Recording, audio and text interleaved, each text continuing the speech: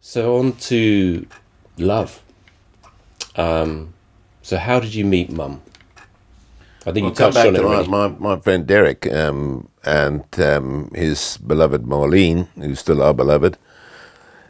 They suggested we go on a double date, and we went out to play putt putt or mini golf at Sea Point. I I think you've got on your wall, that a little sign that said "You have me at hello," and I think I recognised something in Mum that very first time. I think she was a bit overwhelmed because, remember, she'd grown up in a quite sheltered home in Strand, and I'm a man of the world. I've been around the world. I'd lived in America. I was, and you can see I'm quite voluble, so I think I probably overwhelmed her. So I'm not sure the same was reciprocated. But from then on, we started dating, and I used to pick her up and go down to Strand virtually every weekend, and we became a number from then on and remained a number ever since. Remember, we've been together 55 odd years, married 54, and we've known each other 56, 57 years.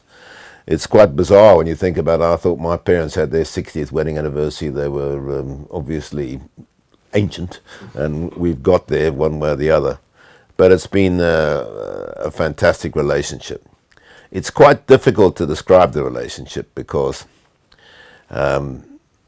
it's it's taken a role. Each of us taken a role. I've always looked after the money. It's a sort of traditional marriage, with the one exception that Mum is incredibly bright and very intelligent. And what sticks with me always is the little things she does for me. Putting my contact lenses out at night, always having things prepared and ready. She's always thinking ahead. We cook together, we do a lot of stuff together. But, it's essentially we have roles to play and we love each other's roles. And as long as we can cuddle every night, we're as happy as Larry. I think you still say that our life has been essentially pretty stress-free from the point of view of things that happened. Take you, Tony, and your beloved sister, Natasha. We never ever really discussed having children, we just had them. It just happened. It was just natural as anything.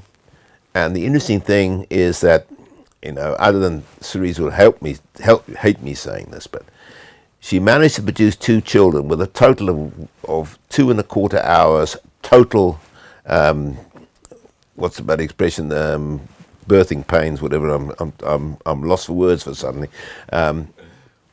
What is the word for when you're having birthing pains? For Labour, I don't know. labour, Yeah. labour. Thank you. But she was in labour for a total of 2.25. We barely made it. And in fact, the second time when you were born, the doctor came rushing into the room, because you had doctors in those days, not midwives. Came rushing into the room and said, "Shut the windows! This time I'm going to catch it before it shoots out the window." Mum hates that story, but she's born for childbirth.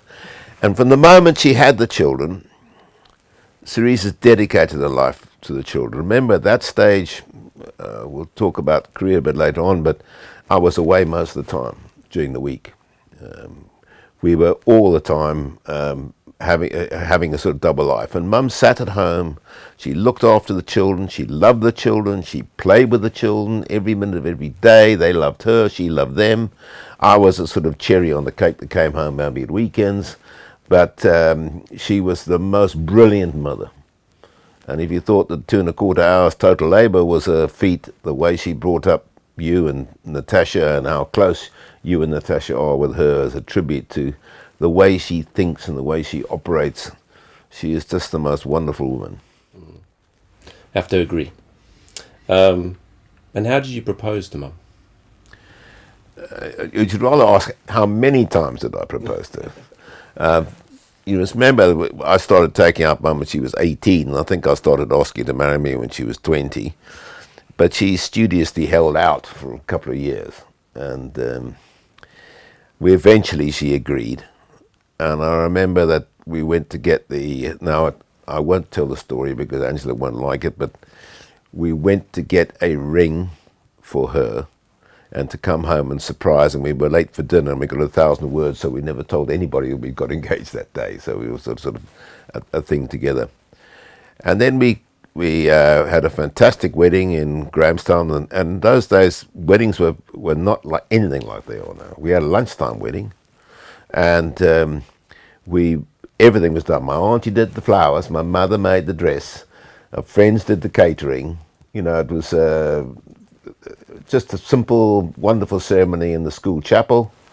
Headmaster made a speech, and Graham's best man. It was just a lovely occasion, and we were gone by 3 in the afternoon, and we drove down to the East London to have our wedding night.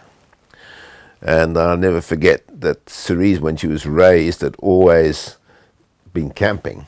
Not a vastly rich family, and nor was mine. And that was the first time she'd ever stayed in a hotel. And I remember that we ordered tea, and room service was amazing, and tea came up, and we had tea and cherry cake. And then she prepared for the evening, and she gathered her negligee and everything else, and walked out the door of the hotel room. I thought, where's she gone? And she came back, and about 5 minutes later in tears because she couldn't find the bathroom. I said, it's the door in the corner of the room over there. She had problems with bathrooms, because I remember we had a fantastic honeymoon. We went, part of the trip was to the Royal Swazi Spa in Swaziland, as it was called then. And we drove up after a dusty drive from the Shishlui Game Reserve, and 2 Swazi warriors met us at the door and said, Sir, we will take your luggage. Just go to we'll go and check in, and we will take your wife and the luggage to the room directly, sir. So that was very nice. And Cerise shot off with the luggage, and I went to the front desk and signed in, very proudly, Mr. and Mrs. Gay, because you had to do those things in those days. And no sign of Mum. I went up, the room was empty, no sign of Mum.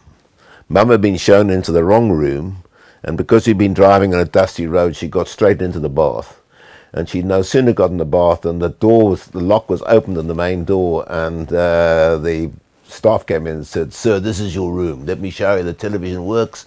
And he went to the window and showed Cerise is sitting in the bath, and then he said, this is your bathroom. So that the guest whose room it was came in with Mum naked in the bath. She never recovered from that. We had a great honeymoon, and the rest, as I say, is history. Great marriage. And then what have you learnt about your relationship with Mum? Patience, because Mum frets a lot about things, and I tend to bulldoze over things. Mum likes to think about things, so that, and I could bite my tongue if ever I get frustrated, but in general we always work things out, and we do it her way. It's just that it takes a while to get there. She's a very strong person, she's not weak. She's nervous, but she's not weak. And I always feel like, we were on the boat in 2019 and Marlene nearly drowned. Cerise saved her life, and yet she was acted an emergency over the side, grabbed Marlene before she disappeared, having fallen off the boat into the water the 3rd time, and managed to hold her head just above the water while I was busy drying my hair with a hairdryer, so I didn't hear any of the commotion. But eventually when I came out, I was able to haul out. But she saved Marlene's life because she acted quickly. I always feel she could lift a vehicle off her children, if they were in an accident, she'd lift the vehicle off. So she's not a weak person, she's a nervous person. But what a woman, what a woman. While talking about Mum's strength, there's one thing I'll to say, because nobody sees it when they meet her. She is the most competitive animal in the history of the world. 15 years she was the captain of a first league tennis team, and I think she won at one stage 39 matches in a row. And I could tell the odd time she lost by the way she opened the garage door. And the same thing athletics. In those days there was no particular professionalism or anything else, but she was an athlete all the way through school and to into schools. Never ever got beaten ever in a race. So she was being an international athlete as well. And her tennis, determination, blood from hitting the sidewalls, anything like that. It's like she turns a switch, She's just suddenly not our little darling, sweet mum, wife, Cerise. She's just stars come out in her eyes. She is competitive, and not many people realise that. I could actually see the same traits in Tash. Yes, when she I did agree. But Yeah. Tash is a complete different kettle of fish insofar as that she's very empathetic, very loving, very caring, but listen to her chair a business meeting. She's completely different. She's in charge, well versed, well organized. Yeah, she's amazing. Both my children are amazing.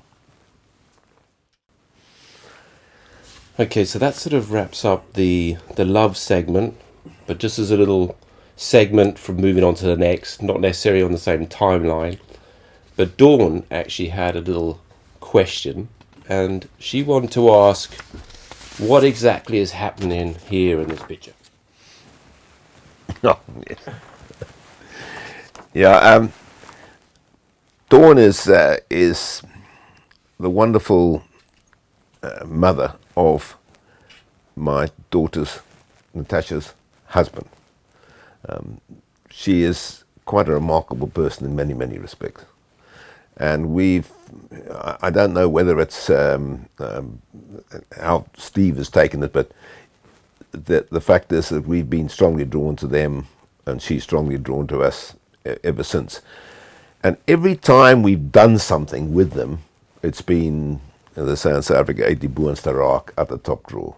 Whether it's a meal in an Italian restaurant that came to visit us in Tyneside, or whether it's this particular occasion. This is on the island of Cumbrae off Logs, on one of our 3 trips to Scotland in the boat. And we saw this thing come by and we rented it. And it's a 6-man bicycle. And it's absolute bloody hoot. You all pedal like hell. You got a central crankshaft that goes round. You put your bags in a basket in the middle, and Lorna drove it, and she's taking the picture. And I was always back to the driver, so it's horrible when you go over a hill and you go back down the hill at speed. You just hope the brake works. But again, it's one of the many times that when we've been with them, whether it's crab racing in Scotland, or whether it's in South Africa for Union at Christmas, we always have a good time with Lorna and her family, and Ray, who's absolutely been terrific stalwart to her. It's just fun. Yeah.